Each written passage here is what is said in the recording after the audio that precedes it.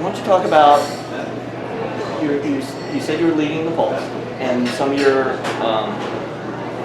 people who I've talked to who are moderate said, well, one individual he's supporting is a scientist. Another person said they're supporting someone who had military experience. Talk about why you're the best candidate considering your experience. And I didn't have an answer because I was talking to them, and I have some friends who are Republicans, I have some friends who are Democrats, and I said, okay, those are excellent points, that's a question I'm going to ask.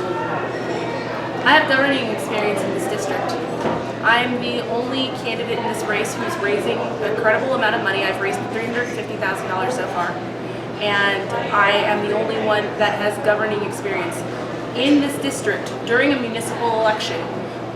And mind you, a municipal election is the more conservative part of the constituency that turns out. It's not going to be most of our Democratic primary folks. I was able to defeat an 18-year incumbent as a progressive. And later on, they sidled up to me and they told me, especially after they figured out that I wasn't crazy, years later they said, I voted for you. And they said, I liked your opponent. They had all these stories. I personally cared for your opponent.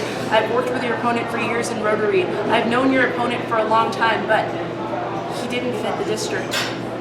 And I knew that we needed a change in this district, and we knew that we could trust you. And part of it is that I have some weird cross sections without changing. Again, I went in there with the endorsement of the Tejano Democrats and the Latino Democrats of Denton County.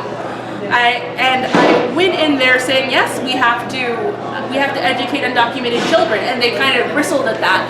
But I also said, and I come here with the radical love that Christ has given me.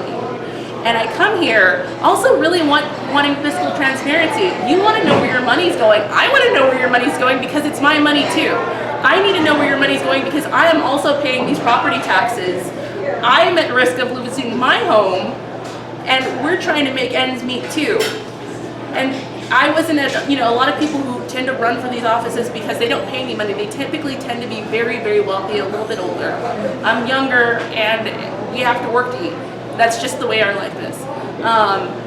We're not doing terribly, but we have the pressures of having to pay for childcare, and that costs about as much as your average mortgage, right?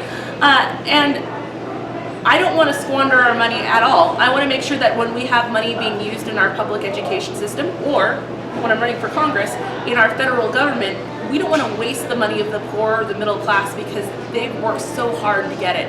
I don't even want to waste the money of the wealthy. We have so many people who have worked their entire lives to become wealthy, and they want to invest their money in their government in good faith and make sure that they're getting it back. So again, to answer your question, I've got governance experience, I've defeated an 18-year incumbent, I'm building a credible campaign, and not everybody in the race can say that. Excellent question. Answer.